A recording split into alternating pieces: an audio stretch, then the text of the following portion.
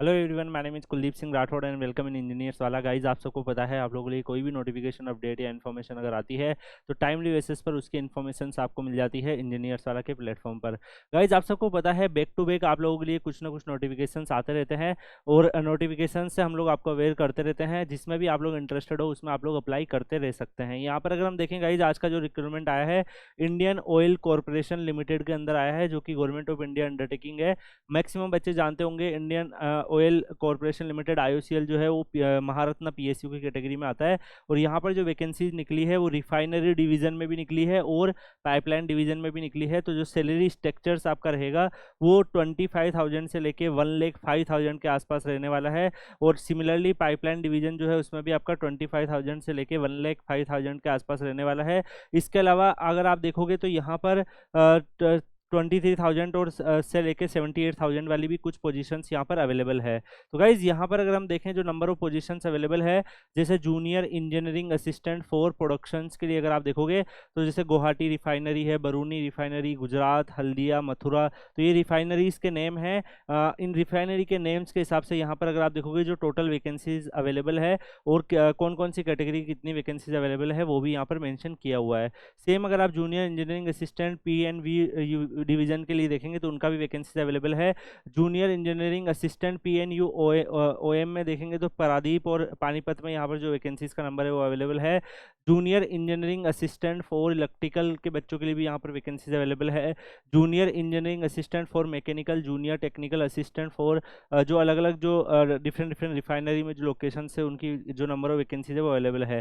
तो गाइज, यहाँ पर आप देख पा रहे हैं इंस्ट्रूमेशन के बच्चों के लिए भी है, कंट्रोल एनालिस्ट है, इसके अलावा फायर एंड सेफ्टी के लिए भी है। तो जो डिफरेंट डिफरेंट जो नंबर ऑफ वैकेंसीज अवेलेबल है वो यहाँ पर मेंशन किया हुआ है। और यहाँ पर अगर आप देख पा रहे हैं ऑलमोस्ट 400 के आसपास जो है वो वैकेंसीज का नंबर भी आपको देखने को मिल रहा है।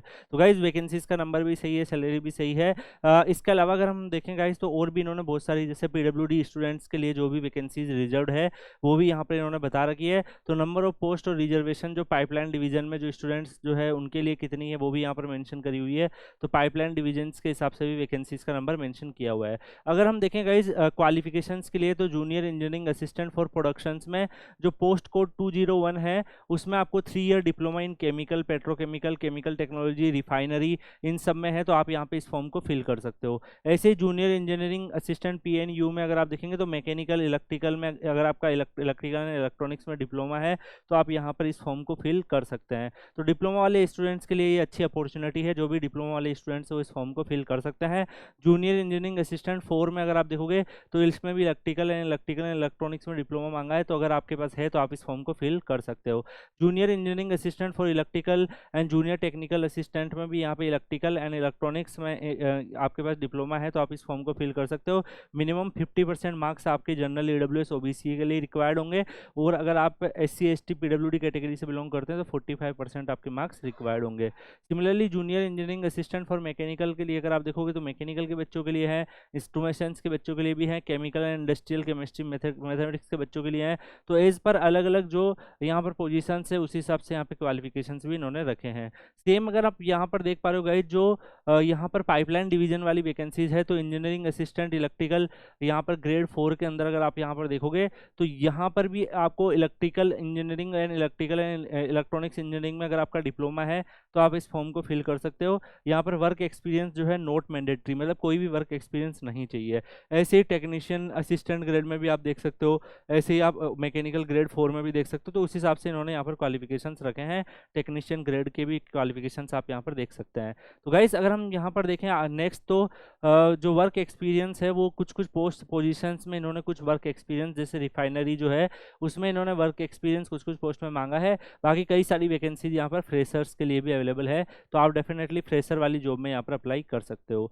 बाकी गाइज, आपको जो भी एप्लीकेशन फॉर्म भरते वक्त जो रिजर्वेशंस वगैरह है उसके क्या गाइडलाइन है उसके भी रिगार्डिंग भी इन्होंने यहाँ पर डिटेल्स दे रखी है। तो अगर आप स्पेसिफिक कैटेगरी से बिलोंग करते हो तो जो रिजर्वेशंस के नॉर्म्स हैं उसका फ़ायदा उठा सकते हो। इसके अलावा गाइज यहाँ पर अगर आप देखोगे, मैंने आपको कई बार बताया कि गाइज जब आप में से कुछ बच्चे ऐसे होते हैं जब भी अप्रेंटिसशिप्स की अपॉर्चुनिटीज आती है मैं आपको अवेयर करता हूँ। अगर आप यहाँ पर भी देख पा रहे हैं कैंडिडेट विद अप्रेंटिसशिप्स ऑफ 12 मंथ का और candidate processing work experience minimum 1 year, दोनों में से एक भी होता है तो जो वर्क एक्सपीरियंस एक्सपीरियंस वाली जॉब है उसमें एडवांटेज मिल जाता है, अप्रेंटिसशिप्स की भी उतनी ही वैल्यू है। दैट्स वाई जब भी अप्रेंटिसशिप्स की अपॉर्चुनिटीज आती है तो आप उसको एज ए एक्सपीरियंस यूज़ कर सकते हो। अदरवाइज इसमें कई सारी जो फ्रेशर की वैकेंसी है आप उसमें अप्लाई कर सकते हैं।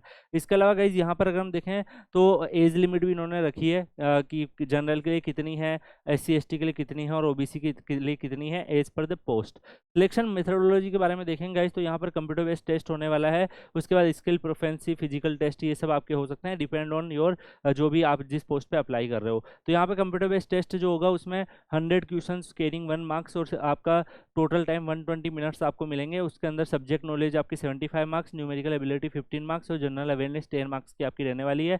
उस हिसाब से फिर आपको ये शॉर्ट लिस्टेड करेंगे और फर्दर आपको आगे कंसिडर करेंगे। यहाँ पे इसके अलावा भी इन्होंने जैसे junior engineering assistant electrical, junior engineering assistant mechanical instruments के लिए भी जो भी मान लो डिसेबिलिटी जो है वो आपको क्या यहाँ पर करनी पड़ेगी, बाकी बहुत सारी गाइडलाइन दे रखी है। तो एज ए नोटिफिकेशंस में आपको जो भी इंपॉर्टेंट है वो बता सकता हूँ। इसके अलावा बहुत सारे जो गवर्नमेंट के बेनिफिट्स है, अलाउंसेज है जो गवर्नमेंट जॉब में मिलते हैं, HRA वगैरह, ये सारे बेनिफिट्स भी आपको यहाँ पर मिलेंगे। और ऑनलाइन एप्लीकेशन आपको यहाँ पर करना होगा, ऑनलाइन एप्लीकेशन करके आप इनका एप्लीकेशन फॉर्म जो है वो फिल कर सकते हैं। तो गाइज मेरे ओपिनियन में जो भी बच्चे एलिजिबल हैं, जिनके पास भी एलिजिबिलिटी है इस पर्टिकुलर वैकेंसीज के हिसाब से, तो आप डेफिनेटली इस फॉर्म को फिल कर सकते हो। आप लोग बाकी Kuldeep sir _PW Telegram channel Telegram पे सर्च करके ज्वाइन कर लीजिएगा। इस पर्टिकुलर IOCL रिक्रूटमेंट से रिलेटेड जो भी PYQ वगैरह अवेलेबल हैं या जो भी स्टडी मटेरियल्स वगैरह अवेलेबल हो सकते हैं वो सब मैं कोशिश करूंगा आपके लिए ढूंढकर आपको Kuldeep sir _PW Telegram channel पर सर्च आपको डाल दूँ, तो आप लोग वो ज्वाइन कर सकते हैं। बाकी आपको और भी कोई डाउट्स है तो आप वीडियो के कमेंट सेक्शन में पूछ सकते हैं। मिलते हैं गाइस नेक्स्ट वीडियो में किसी और अपडेट के साथ, तब तक के लिए goodbye, take care, see you.